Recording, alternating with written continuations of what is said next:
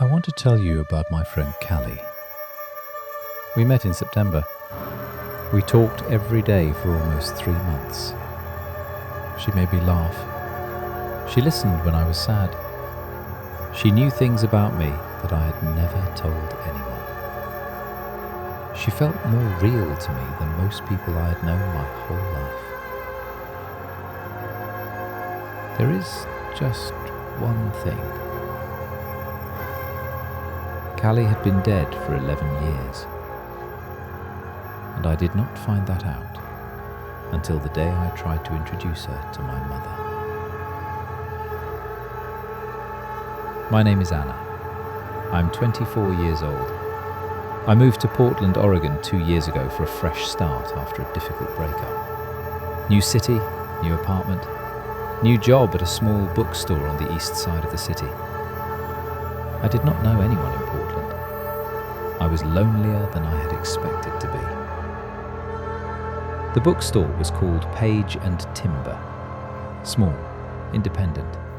The kind of place that smells like old paper and coffee and something close to peace.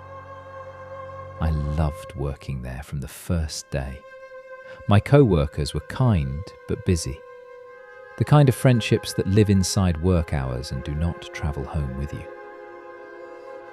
I started taking long walks after my shifts, getting to know the neighborhoods, the quiet streets, the particular way Portland feels in September when the rain starts coming back and the leaves go gold and the whole city takes on a melancholy beauty that suited my mood perfectly. I found the park on one of those walks, Laurelhurst Park. Old trees, a small lake in the centre, paths that wound through the kind of mature woodland that makes you forget you are inside a city. I started going every evening after work. That is where I first saw Callie. She was sitting on a bench near the lake. Early 20s, light hair, a book open in her lap.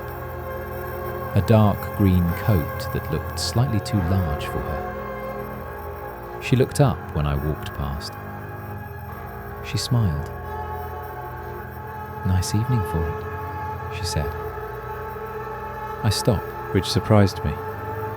I was not the kind of person who stopped for strangers. "It is," I said. She moved her bag from the bench beside her. "Sit if you want," she said. "I could use the company." I sat. We talked for 2 hours. I cannot explain how natural it was, how easy. The kind of conversation that does not happen with most people you have known for years. The kind where you lose track of time and are surprised by the dark. Her name was Callie. She had grown up in Portland. She loved books. She was quiet in a way that felt full rather than empty. Like she had a great deal going on inside and had simply learned to carry it calmly. When I finally noticed how dark it had gotten, I stood up and said I should get home. "Same time tomorrow," she said. It was not a question, and I found myself saying yes before I had thought about it. We met at the same bench the following evening, and the evening after that, and every evening through September and into October. She became my closest friend in Portland, my only real friend in Portland. We talked about everything: books, childhood memories, the specific kind of loneliness that comes from being surrounded by people but not connected to any of them. She understood that feeling in a way that surprised me, in a way that felt personal. I told her about the breakup that had brought me to Portland, about the apartment I found too quiet at night, about the job I liked, but the life I had not yet figured out how to build around it. She listened in a way that most people do not, fully, without waiting for her turn to speak. I started looking forward to those evenings more than anything else in my week. The first small thing I noticed was in October. We had been meeting for 6 weeks. I suggested we get coffee sometime, leave the park, go somewhere warm now that the evenings were getting cold. She went quiet for a moment. "I like it here," she said. "I do too," I said. "But a coffee shop might be nice. There's one just 2 blocks from the park entrance." She looked at the lake for a moment. "Maybe soon," she said. I did not push it. Some people do not like change. I understood that. A week later, I brought 2 cups of coffee from the shop near my apartment, carried them to the bench. She looked at the cup I offered her. Something crossed her face that I could not read. She took it, held it in both hands. But I never saw her drink from it. Not once. I assumed she did not like coffee and was too polite to say so. The second thing I noticed was the cold. Portland in October is cold, but manageable. I wore a jacket, gloves some evenings.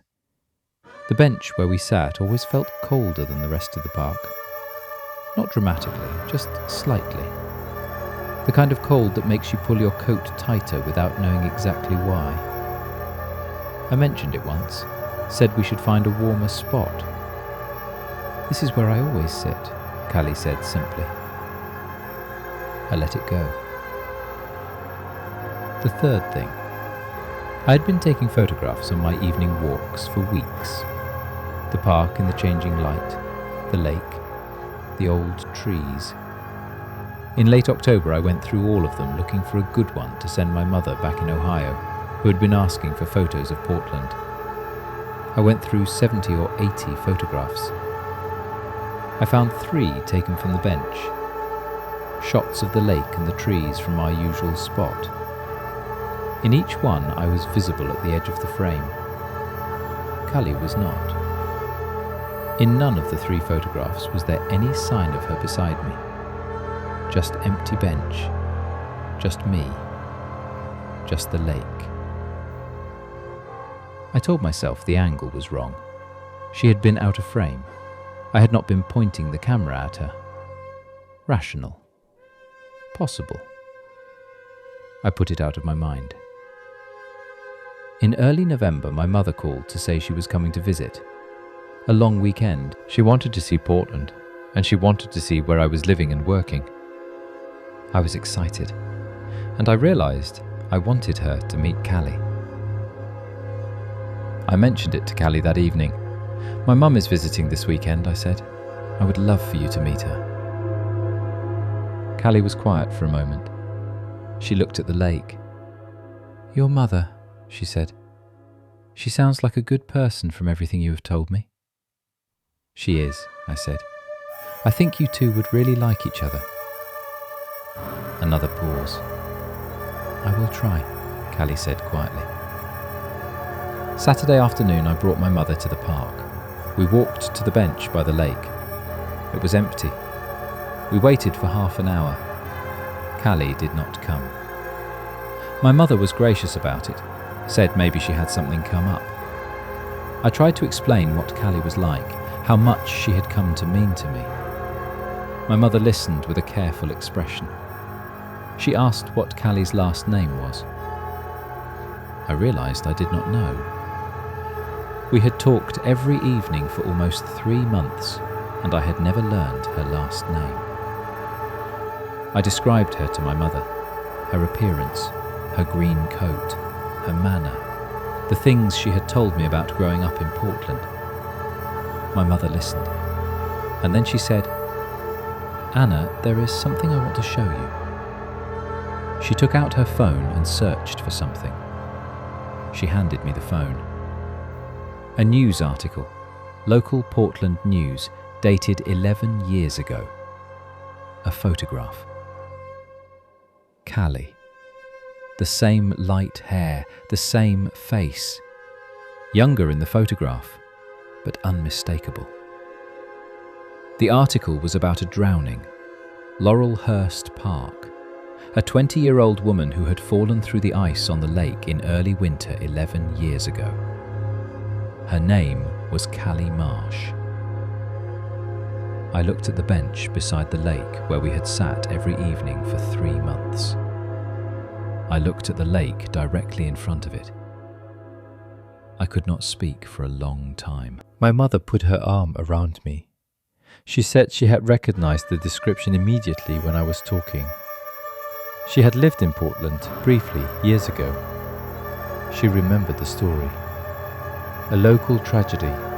A young woman who had been sitting at her usual bench by the lake on the first cold evening of winter, who had gone to the edge of the ice, who had not come back. I sat down on the bench, the same bench, her bench, the cold around it suddenly feeling less like October air and more like something else entirely. I thought about every conversation we had ever had, the way she talked about Portland, always in a particular tense, always the way things were rather than the way things are. The coffee she had held but never drunk, the photographs where she did not appear, the way she had said she liked it here. This is where I always sit. The way she had said, "I will try," when I asked her to meet my mother. As if she had known, as if she had always known what I did not yet know.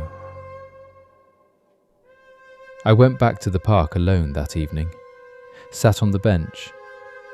The lake was still in the dark, the park quiet. I sat there for a long time. "Callie," I said quietly to the empty bench beside me, "I know now." The air around the bench was very still. And then something happened that I have never told anyone until this moment. I felt a hand on mine. Not a cold hand, not frightening. Warm, like a friend saying goodbye. It lasted only a moment, and then it was gone. I sat alone on the bench until the park closed. I went back every evening for 2 weeks. She was never there again. The bench felt different, the cold around it gone, like something had been waiting there for a long time and had finally been able to leave. I still live in Portland. I still walk in Laurelhurst Park. I still stop at that bench sometimes. I think about Callie, about the 3 months we spent talking in the fading autumn light, about how real she was, how present, how warm. I have thought a great deal about what she was doing there, whether she was waiting for something, for someone who would sit down and talk to her, for someone who would know her long enough and well enough that when they finally found out the truth, they would grieve her. The way you grieve a friend. I think that is what she needed.